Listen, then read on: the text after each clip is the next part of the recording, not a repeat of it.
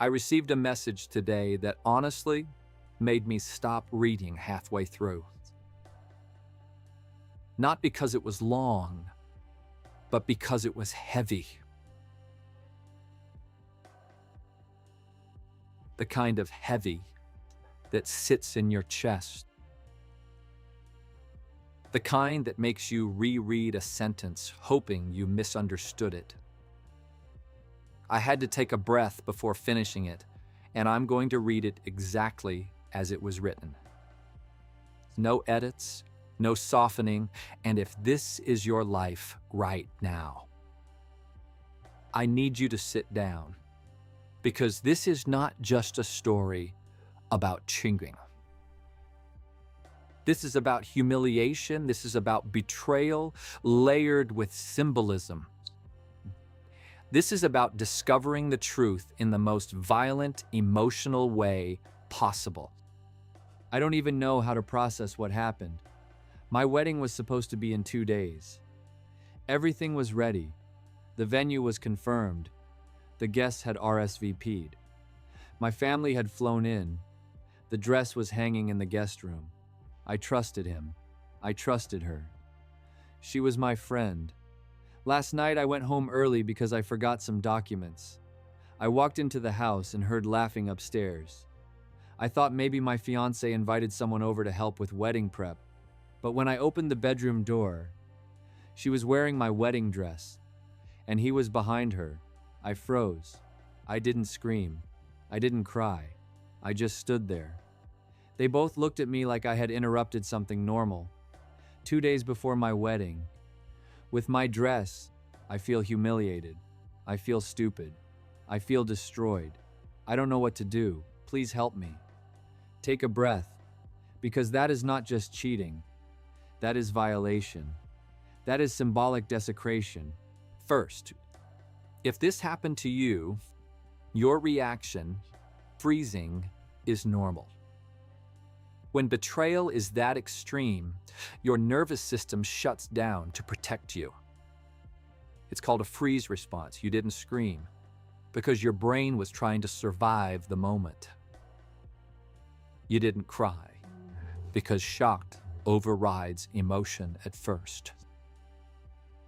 When something shatters your reality that violently, your body pauses before it collapses. This wasn't just infidelity, it was symbolic betrayal your wedding dress represents. Commitment, trust, future, identity, the version of yourself you were about to step into. They didn't just cheat, they desecrated something sacred to you. And sacred violations cut deeper than physical ones. Let's talk about the layers. Your fiancé broke loyalty. Your friend broke sisterhood. But what makes this worse is proximity. They didn't sneak around far away. They didn't hide in some distant place. They did it in your home, with your dress. That is not just impulse. That is recklessness. That is entitlement. And here's the hard truth. When people cross lines this boldly, it usually means boundaries were gone long before you walked in. This did not start that night at high. It escalated over time. Messages, private jokes, hidden conversations, moments of emotional intimacy.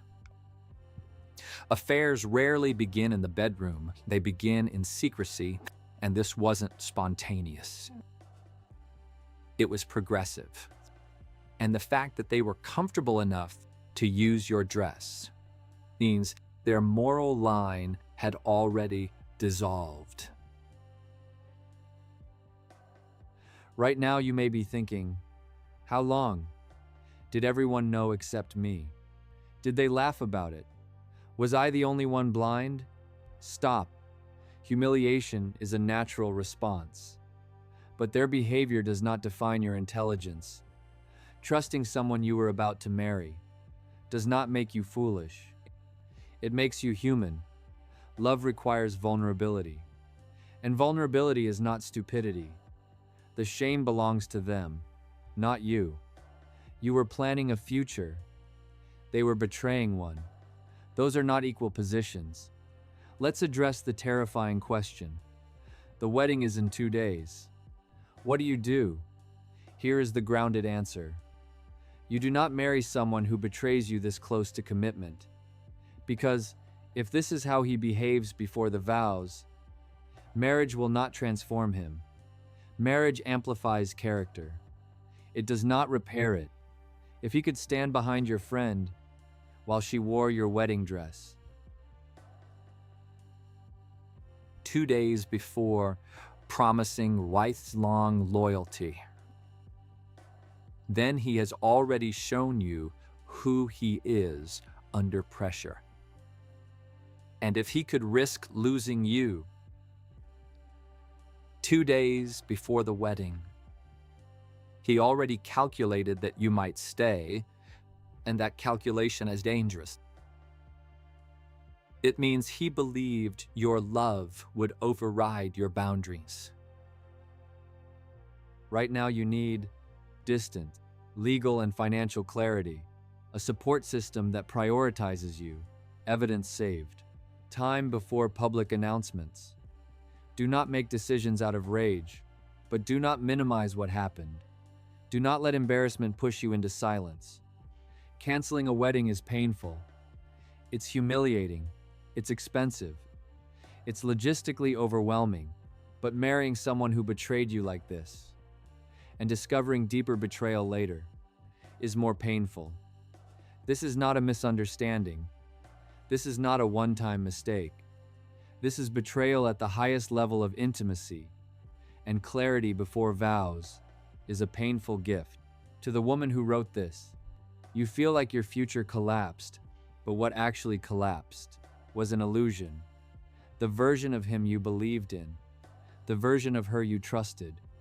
And as brutal as that is, you discovered the truth before legally binding yourself to someone who lacks integrity.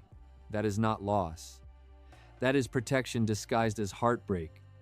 You didn't lose a husband. You avoided one. You didn't lose a friend. You exposed one. Right now you feel shattered, but shattered glass still reflects light.